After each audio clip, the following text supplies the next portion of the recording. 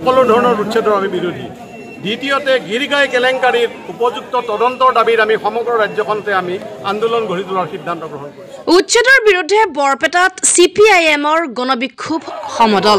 মন্ত্ৰীসভাৰ সদস্যসকলৰ সম্পত্তিৰ তদন্ত কৰা। হিমন্ত বিশ্বৰ মন্ত্ৰীসভাৰ সম্পত্তিৰ তদন্ত কৰা। গৰু চুৰৰ বিচাৰ লাগে। হিমন্তৰ মন মগজু আদানী আম্বানীৰ ওচৰত বন্ধকত থৈছে মনোৰঞ্জন তালুকদাৰ। আজি বৰপেটাৰ পৌৰসভা খেলপথাৰত বামপন্থী নেতা ভৱেন দাসৰ সভাপতিত্বত অমানৱীয় উচ্ছেদৰ বিৰুদ্ধে এক সমদল আৰু গণবিক্ষোভ অনুষ্ঠিত হৈ যায়। এই সভাত উপস্থিত থাকি সৰভোগৰ বিধায়ক মনোৰঞ্জন তালুকদাৰে অসমৰ বিভিন্ন স্থানত চলা অমানৱীয় উচ্ছেদৰ বিৰুদ্ধে ভাষণ আগবঢ়াই মুখ্যমন্ত্ৰী হিমন্ত বিশ্ব শৰ্মাৰ চৰকাৰক তীব্ৰ সমালোচনা কৰে।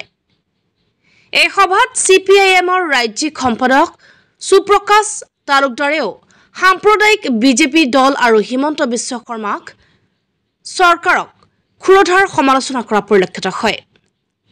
প্ৰায় 2 সহস্ৰাধিক লোকে পৌৰসভা খেলপথাৰৰ পৰা বৰপেটা পাঁচআলি VIP ৰোড হৈ আয়ুক্তৰ কাৰ্যালয়লৈ যায়।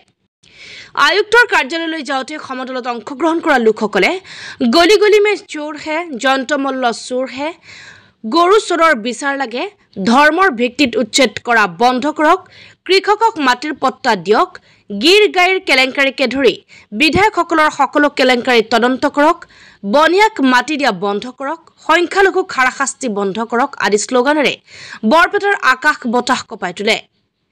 CPIMৰ নেতা আজিজুৰ ৰহমানে তেওঁলোকৰ দাবী সম্বলিত স্মাৰক পত্ৰ পাঠ কৰি জিলা আয়ুক্তৰ প্ৰতিনিধি সহকাৰী আয়ুক্তৰ জৰিয়তে মুখ্যমন্ত্ৰীলৈ প্ৰেৰণ কৰে। সহকাৰী আয়ুক্তই মুখ্যমন্ত্ৰীলৈ তেওঁলোকৰ দাবী সম্বলিত স্মাৰক পত্ৰখন প্ৰেৰণ কৰিব বুলি আশ্বাস প্ৰদান কৰে। কয়াকুছিৰ পৰা আবু নাছিৰ আলমৰ ৰিপৰ্ট বিলাইফ অসম।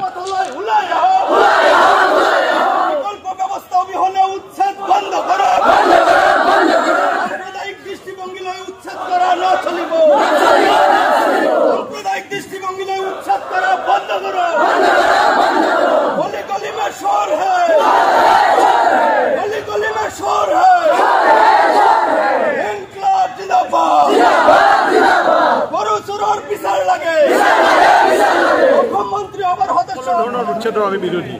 দ্বিতীয়তে গিৰিগাই কেলেংকাৰীৰ উপযুক্ত তদন্তৰ দাবীত আমি সমগ্ৰ ৰাজ্যখনতে আমি আন্দোলন গঢ়ি তোলাৰ সিদ্ধান্ত গ্ৰহণ কৰিছোঁ।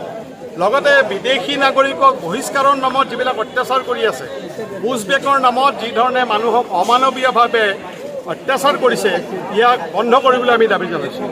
তাৰ লগতে আমাৰ দাবী হ'ল যে যি NRC সুপ্ৰিম কোৰ্টৰ তত্বাৱধানত হৈছিল, তাক অনতিপলমে সূচিত কৰি পেলাই সেই NRCত নাম থকা সকলোকে সচিত্ৰ পৰিচয় পত্ৰ প্ৰদান কৰক।